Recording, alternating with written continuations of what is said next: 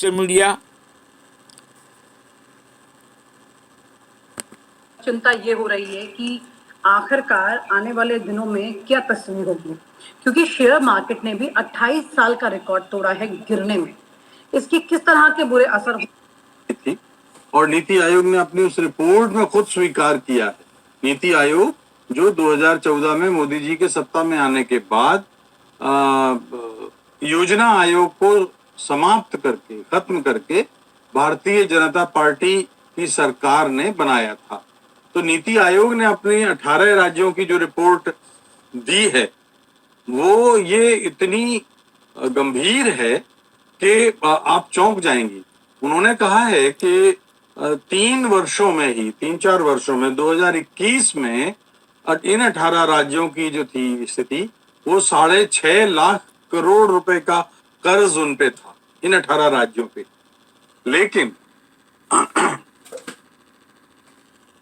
लेकिन आज ये जो 3 साल में ये कर्ज बढ़ के करीब 9,20,000 करोड़ हो गया है।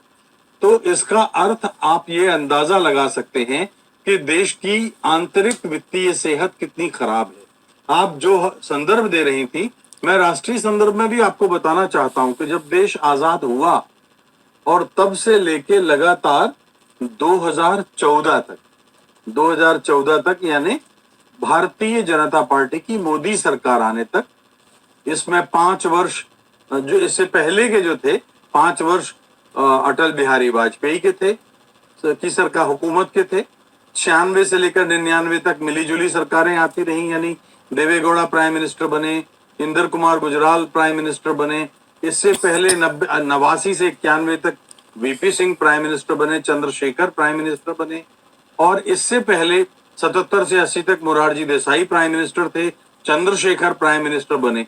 यानी इन प्रतिपक्षी नेताओं के प्राइम मिनिस्टर बनने के बाद भी जो इन लोगों ने योजनाएं चलाई थी, इस देश पर 2014 में करीब 55 लाख करोड़ का कर्ज था। और ये जो कर्ज है ये अब यानी हम 2025 में बात कर रहे हैं, तो 2014 से लेके 2025 तक आपको अंदाजा है कितना हो गया है? ये कर्ज हो गया है 230 लाख करोड़। यानी केवल 10 वर्षों में आप इसमें से 55 लाख करोड़ घटा दीजिए तो कितना निकलता है? 130 लाख वो और 45 लाख वो, यानी 175 लाख करोड़ का कर्ज केवल 10 वर्षों में लिया गया है। तो आप समझ सकते हैं कि ये देश किस हालत में चल रहा है।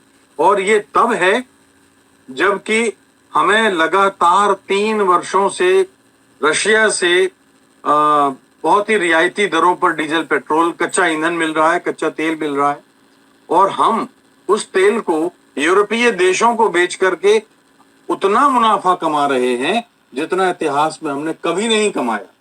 तो हम ये मुनाफा कमा रहे हैं। हम महंगाई अगर आप देखें तो 64 या 65 रुपए जब डॉक्टर मनमोहन सिंह हुआ करते थे तब ये लीटर डीजल या पेट्रोल करीब आसपास की कीमतें थी। आज 100 रुपए से कम ना डीजल है ना पेट्रोल, लगभग वही है। और उसके बाद भी स्थिति ये है, महंगाई आपकी कोई भी देख लीजिए, आम आदमी के लिए अगर कोई राहत मिली हो तो कहीं कोई राहत की गुंजाइश नहीं है। बेरोजगारी आपकी कम नहीं हुई है, महंगाई घटी नहीं है, भ्रष्टाचार बढ़ता जा रहा है। तो हम ये पैसा आखिर जा कहाँ रहा है? हम कर्ज लगातार लेते आ रहे हैं। तो कर्ज लेके जो घी पीने की स्थिति है, ये मुझे लगता है कि ये ठीक नहीं है। केवल छोटे छोटे 2-3 राज्य हैं जिनकी आर्थिक सेहत ठीक है। उनमें से एक तो उड़ीसा है, दूसरा केरल है, छत्तीसगढ़ है, और तीसरा गोवा है, चौथा झारखंड है जिसने अपने उसमें इंप्रूव किया है। लेकिन बड़े राज्य बहुत सारे शामिल हैं जहां डबल इंजन की सरकार है, उनकी हालत तो इतनी खराब है कि मैं आपको एक उदाहरण देता हूं विनीता जी, कि मध्य प्रदेश की सरकार को हर महीने 5,000 करोड़ का कर्ज औसतन लेना पड़ रहा है। यानी कर्मचारियों का वेतन बांटने के लिए नहीं है, लेकिन साल में 20,000 करोड़ वो लाडली बहनों को फ्री में देती है, बांट रही शायद है। इसीलिए मुफ्त में बांटते बांटते अब इनको चिंता हुई कि कब तक बांट पाएंगे, क्योंकि यही चर्चा सर कई साल से कर रहे हैं आपके साथ भी बात हुई कि कब तक बांटेंगे, एक दिन तो खजाना खाली हो जाएगा और कर्जे में इतने दब जाएंगे कि कुछ कर नहीं पाएंगे। और आज वो परिस्थिति आ गई, 28 साल का रिकॉर्ड शेयर मार्केट की गिरावट का टूट गया।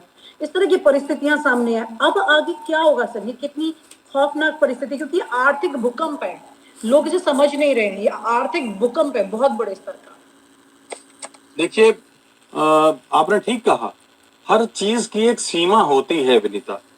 एक सीमा कभी ना कभी तो आएगी, क्योंकि जो आप कर्ज लेते हैं उस कर्ज के पैमाने होते हैं, राष्ट्रीय पैमाने होते हैं, अंतर्राष्ट्रीय पैमाने होते हैं, और इन पैमानों के आधार पर आपको आपके कर्ज की पात्रता निर्धारित होती है।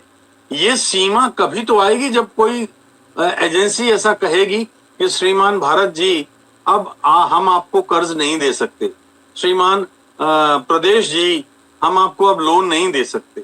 तो अगर ये सीमा आ गई तो उसके बाद ये कैसे गुजारा करेंगे, मेरे लिए तो ये समझना मुश्किल है। क्योंकि मैं आपको बता चुका, देखिए, दूध का जला छाछ फूंक के पीता है। अगर इस देश में पहले कभी स्थिति ऐसी ना आई हो तब तो समझ में आती है, लेकिन आप तो इतिहास से भी, अतीत से भी सबक नहीं ले रहे हैं। आपको याद है 1989 में जब चंद्रशेखर प्राइम मिनिस्टर थे, 1989 में 90 में, तो जब चंद्रशेखर प्राइम मिनिस्टर थे, उससे पहले तो वीपी सिंह थे, तो तब भारत की हालत ऐसी हो गई थी कि हम दिवालिया होने की कगार पर थे। ये देखिए, गैर कांग्रेसी सरकार, हुकूमतें जब होती हैं तब वो पैसे का किस तरह से इस्तेमाल करती हैं। तो और चंद्रशेखर जी के जमाने में इतनी खराब हालत आ गई कि 47 टन सोना हमको विदेश में जाके गिरवी रखना पड़ा था। और इंग्लैंड और जापान के बैंकों ने तो कह दिया था कि अगर आप अपने देश में सोना रखेंगे तो हम आपको कर्ज नहीं देंगे, अगर आप बाहर विदेश में रखेंगे। तब ये स्पेशल प्लेन ये लेके गया था और तब $400 मिलियन का कर्ज हमको मिला था।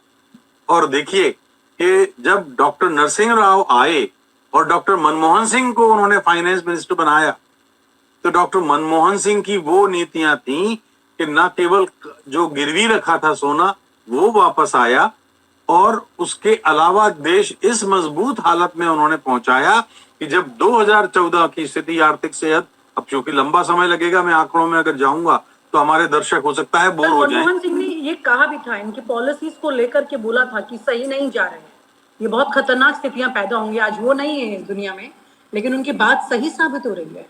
मैंने कहा ना कि अब दुर्भाग्य की बात यह है कि भारतीय जनता पार्टी के पास अब कोई ऐसा फाइनेंशियल मैनेजमेंट करने वाला जो मुल्क के खजाने की चाबी को कंट्रोल कर सके, जो मुल्क के खजाने पर नजर रख सके, इतना कम हो रहा है तो हमें इतनी कमाई कहां से करनी है, इतना ज्यादा हो रहा है, खर्चा ज्यादा हो रहा है।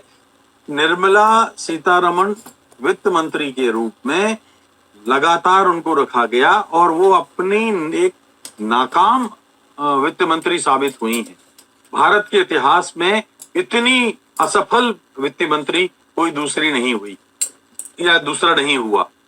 यहां तक कि अटल बिहारी वाजपेयी के टाइम पे नहीं था, नरसिंह राव के टाइम पे नहीं था, राजीव गांधी के टाइम पे नहीं था, इंदिरा गांधी के टाइम पे नहीं था, नेहरू जी के टाइम पे तो सवाल ही नहीं उठता था, क्योंकि वो खुद भी वित्तीय मामलों के बहुत गहरे जानकार थे और इसलिए वो पकड़ रखते थे कि खर्चा आमदनी अठन्नी, खर्चा रुपया नहीं होना चाहिए। आपको याद है उन्होंने तो विदेश से आयात तक पर इतना सख्त प्रतिबंध लगाया था और बड़े कारखानों पे आज हर राज्य में, अभी माननीय प्रधानमंत्री जी आज आयात ही है सर, और क्या बच रहा है जी, क्या आज तो परिस्थितियां ऐसी है कि हम अपनी चीजें नहीं कर पा रहे हैं, आगे बढ़ा पा रहे हैं, और सब कुछ बाहर से आ रहा है। और ये मेक इन इंडिया वाली बात हुई थी, वो तमाम तरह की चीजें फेल सी हो गई हैं। क्यों? अभी देखिए, वो एक उदाहरण आपको बताऊं, अभी माननीय प्रधानमंत्री जी 2 दिन पहले ग्लोबल इन्वेस्टर्स मीट में गए थे और बड़ी बड़ी गाल बजाए गए, घोषणाएं की गई, कितने लाख करोड़ का इन्वेस्टमेंट जो है वो इन्वेस्टर्स करेंगे जो वहां आए थे, राइट। हमने मान लीजिए कोई एक इन्वेस्टर 1 लाख करोड़ का पूंजी निवेश करके और वो 1 लाख लोगों को रोजगार दे रहा है, ठीक है, क्योंकि ये इस बात पर फोकस ज्यादा था कि 1 लाख लोगों को रोजगार दिया जाएगा या 1.5 लाख लोगों को रोजगार दिया जाएगा। लेकिन ये इस बात को छिपाया गया कि कोई 1 लाख करोड़ रुपए का इन्वेस्टमेंट करेगा तो वो 10 लाख या 20 लाख करोड़ कमाएगा भी तो। 1 लाख करोड़ की तो वो जमीन और इंफ्रास्ट्रक्चर यूज कर रहा है, तो वो 20 लाख करोड़ अगर कमाता है तो 1 लाख लोगों को रोजगार देने का मतलब क्या है? महात्मा गांधी का ग्राम स्वराज क्या कहता था विनीता? वो यही कहता था। सर मैं इसमें थोड़ा सा एक बार ऐड ऑन और थोड़ा सा आपको इंटरप्ट कर रही हूँ, बट इम्पोर्टेंट बात ये है, आपको याद होगा कि उत्तर प्रदेश में जब इन्वेस्टमेंट समिट हुआ था और उसमें किस तरह की इन्वेस्टमेंट की बात की गई थी, और बाद में सच्चाई पता लगती है कि लोगों को पकड़ के किसी तरह से बस इन्वेस्टमेंट के MOUs बनवा लिए गए जो कि बिल्कुल बोगस थे, कोई तथ्य नहीं था। इतना बड़ा स्कैम है वो अपने आप में, लेकिन ये सच्चाई भी बाहर पूरी खुलकर नहीं आ पाती है और इन्वेस्टमेंट के सिर्फ नंबर्स बढ़ जाते हैं, जो इन्वेस्टमेंट कहीं दिख नहीं रही है, जिसका जिक्र कई बार विपक्ष ने किया भी है। बड़ा सवाल ये कि इतना इन्वेस्टमेंट आ रहा है और जमीन पर कुछ नहीं हो रहा है, ये तस्वीर कब तक टिकेगी सर? यही तो सवाल है कि सरकार की नीतियों को जो निर्धारित करते हैं, फाइनेंशियल पॉलिसीज को जो कंट्रोल करते हैं, उनकी समझ कैसी है? थे नेहरू जी उनको दोबारा क्यों लाए थे? जब पहला चुनाव हुआ था 1952 में, तो वो एक दूध वाले से चुनाव हार गए थे और जवाहरलाल नेहरू ने उनको वापस संसद में लाए क्योंकि उनको जरूरत थी। 102 साल पहले उन्होंने लंदन स्कूल ऑफ इकोनॉमिक्स से अर्थशास्त्र में PhD की थी। उन्होंने 1917 में अर्थशास्त्र में अमेरिका के कोलंबिया से PhD की थी। और मैं आपको बताऊं, करीब 110 साल पहले, मान लीजिए मोटा मोटा जितना मैं कह रहा हूं, उसमें उन्होंने इकोनॉमिक्स पर 29 परीक्षाएं पास की थी जो वर्ल्ड रिकॉर्ड था उस समय। और उन्होंने उनकी जो किताब थी अर्थशास्त्र में PhD करने वाले इंडिया के पहले व्यक्ति थे। उन्होंने चेतावनी दी थी उस समय अंग्रेजों को। उन्होंने कहा था कि आप जो भारत पर अम्बेडकर करना सही है अगर उनको समझ है उनकी बातों। मैं तो ये कह रहा हूं कि हम और आप तो कानून के जानकार और दलितों के सबको के मसीहा के रूप में उनको जानते हैं, लेकिन दरअसल उनका वो रूप है ही नहीं। उनका रूप तो वो अर्थशास्त्र, वो एक वित्तीय मामलों की गहरी समझ रखने वाले जानकार थे। उन्होंने ईस्ट इंडिया कंपनी के फाइनेंशियल मैनेजमेंट पर बहुत बड़े सवाल उठाए थे। उन्होंने कहा था कि आप भारत के रिसोर्सेज को चूस रहे हैं और जो आप भारत को दे रहे हैं तो इसमें आप खुद मुश्किल में पड़ जाएंगे।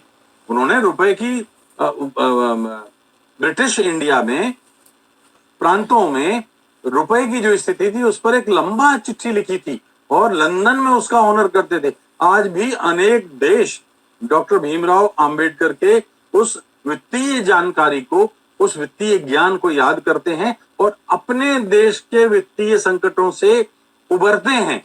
और हम हैं कि हमें यही नहीं पता है कि हमारे पास सब कुछ रखा है, चाबी हमारे पास है, ताला और हमारे हमें पास उस है। बात से तकलीफ होती है कोई अगर उनका जिक्र बार बार कर रहा है।